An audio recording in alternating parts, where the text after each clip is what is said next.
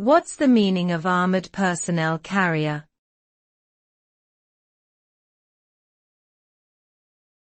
Armored personnel carrier.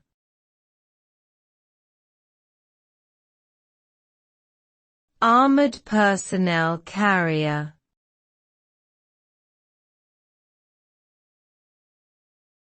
Armored personnel carrier.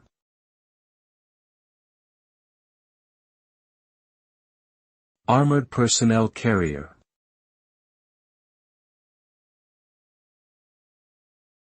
An armored personnel carrier, commonly abbreviated as APC, is a military vehicle designed to transport troops into and out of combat zones while providing protection from enemy fire.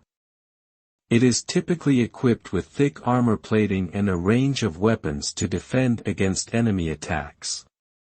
APCs are used for a variety of missions, including infantry support, peacekeeping, and reconnaissance. They are often deployed in urban areas where mobility and protection are critical.